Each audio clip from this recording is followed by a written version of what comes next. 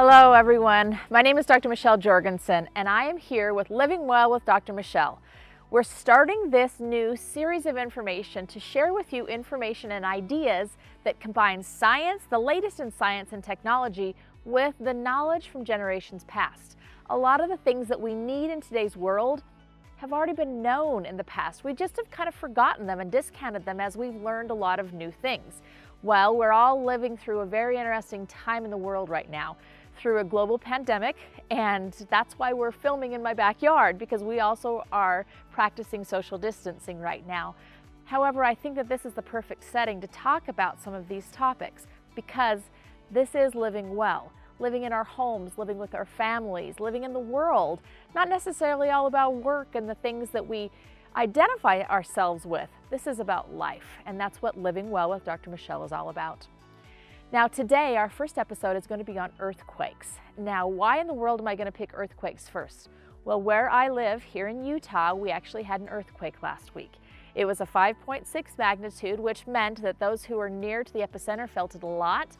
Those like myself that were further away from the epicenter didn't feel it a lot, but we felt it enough. I felt it. Everything shook for a minute. I ran to the window to see if there was a big dump truck or somebody driving by. There wasn't, so I yelled for the kids and said, "Kids, that was an earthquake, come down right now." And the interesting thing is I teach about this a lot, but I forgot everything that I teach. And so what this really enforced to me is that we all are living in places that can have some sort of a natural disaster. It may not be an earthquake, but it may be a tsunami or a severe winter storm. Perhaps a tornado or a hurricane, maybe a drought. All of those things are things that can be prepared for the same way that we can prepare for an earthquake. So today I'm going to be focusing some on earthquake prevention and preparation and practice, but mostly this is for everyone across the board. These things also apply to preparation for things like a pandemic. We're a little late for preparation right now, so in the coming days and weeks we're going to be talking a lot about what do we do now that we're here. How do we continue life? How has life changed? And how could it perhaps even be better? So I'm excited to share all those things in the coming days and weeks with you. So let's first of all start talking about what things do we really need to do in regards to a natural disaster or a man-made disaster, whatever we might call it. The two things that we need to do is we need to prepare and we need to practice.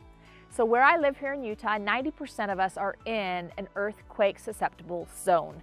What does that mean? It means that geologic studies have shown that there have been earthquakes here in the past and that we are overdue for an earthquake in the future. There's about a 100-mile swath that goes all the way from northern Utah to southern Utah and covers 90% of the state. So we know that there is going to be something happening here, and I would suspect there's going to be something happening where you are as well. We need to prepare for that. What do we do to prepare? The first thing that we do is we need to create an emergency plan. Now, all of the things that I talk about are going to have documents listed in the posts and things that go along with the videos. So you need to have an emergency plan, and I'll show you what that means. The basics of that is that you need all the information for your family. First of all, where are people? You know, right now it's kind of easy. If an earthquake happens, everybody's in my home, which is kind of nice, but that's not typical. So where is everybody at all times? You know, where are people? And if everybody's scattered, where are you going to meet if a disaster or an emergency occurs? Do you have all your documents in one place? Do you know where everything is in regards to your insurance information, your health insurance information, how to contact people from out of state? Do you know where all of that is? That all needs to be put together in this emergency document. The next thing is, do you know how to take care of utilities? So I'm going to grab this little wrench over here. This is a special wrench that has a gas shutoff. It has a couple different sizes, a smaller and a large one for gas shutoff. It also has a water shutoff area here. It has something here that you could pry things open if you need to be able to get to stuff that might be under the ground. It also has an area for chipping things away, you know, whatever you might need. So I would recommend that you get one of these. This is an interesting little gadget that's multi-purpose. Just have it on hand, have it on your toolbox, wherever, and that is going to help you be able to shut off your utilities. Now you might say, well, I can have the wrench, but what in the world do I do with it? So I'm going to also include information about that. How to shut off your gas, or when to shut off your gas, which is even more important. How to shut off power, how to shut off water. All of those kinds of things are really important in emergency. How to take care of the sanitation system. So I will include information on all of those pieces because they're all very, very important. Another thing you can do to prepare is, do you know first aid? Have you already taken a class on first aid? Do you know CPR? You may not have to be actual certified to learn CPR. Right now is a great time to learn a lot of things online. Go online, learn some CPR tips. Even though you're not certified, at least they'll be helpful in an emergency for you and your family. And if you have to evacuate your home, do you have a plan? Do you know where you're going to go? Do you know who you're going to call? Typically you need an out-of-state contact for family members because the phone lines are going to be jammed and everybody's going to be using local numbers. So you want somebody out of state that you can all contact. Where are you going to go? Just make a plan ahead of time. All right, another thing you can do is secure your home. So in your home, as you look around, as I started doing this, it was interesting. I noticed there are all sorts of mirrors and pictures and things on the walls. All of those things are going to be dangerous in any sort of an earthquake. So you just have to make sure that things are secured and that they aren't over places that you might be. Another thing is large furniture. Ideally, that large furniture should be secured to a wall. So if an earthquake were to happen, it wouldn't all topple over and really make your home a dangerous place. You can also secure your water heater, and that's something I'll give you instructions about as well. How to secure that water heater to the wall. I'll also teach you how to get the water out of that water heater if you need it for later. The third thing you can do is to put shoes and a flashlight by your bed. The best way I've heard of to do this is to put it in a plastic sack and tie that plastic sack to the leg of your bed. Why do you do that? Because most likely that bed's going to move. And if that bed moves, that bag will stay attached to it and you're going to be able to find it. You'll be able to work your way down that leg and find that bag and get those shoes and the flashlight immediately. Do you have a fire extinguisher? You should have one in your home, and ideally you would have one on every level of your home.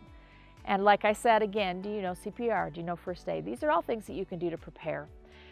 That's the preparation piece. Now I want you to think about some practice. I think it's really, really important to have practiced some of these things ahead of time. There's something called the normalcy bias, which says if we are going through something that we've never gone through before, we don't think it will really happen. Well, we're all living that right now, aren't we? And how many of us just sat around watching the news thinking, oh, this won't happen, oh, this won't close down, oh, this won't shut down, and slowly, piece by piece, it has been happening. So that normalcy bias told us it wouldn't because it never has before, but it will because things happen that haven't happened before. You have to practice so that when you're in that situation, stress is high, your brain still works because you've already practiced it and you know how to do it. For an earthquake, what do? The number one key is stop, drop, cover, and hold on. What that means is stop whatever you're doing immediately wherever you are. When the earthquake happened last week, I was in my bathroom getting ready for the day for work. So what I would have done is immediately stopped, dropped, and where I was in my bathroom was a pretty safe place. There weren't a lot of things that could have fallen on me. You drop, you cover. The first thing you're going to do to cover is you're going to put your arms above your head. Ideally, one arm above your head. You're going to bend over to protect your vital organs. And then the hold on pieces, you're going to get under something, under some sort of furniture, something that could protect you. And you're going to hold on to that because it's going to move and it will help to secure yourself. So again, stop wherever you are. If you're in a dangerous place, quickly get to somewhere that's not. You're going to drop. The earthquake will drop you. If it's a large one, it will drop you, so it's better if you do it on your own. Drop, cover, one arm up, tuck into a ball, and hold on under some sort of furniture. That's the key for an earthquake. If you're indoors, again, avoid things, look around. Where am I at right now? Am I in a safe place? Would I be okay? Ideally, you do not move to the outside. We'll talk about that in just a minute. So you want to go somewhere safe that you can be covered, but not where things could fall on you and be dangerous. If you're in bed, stay in bed.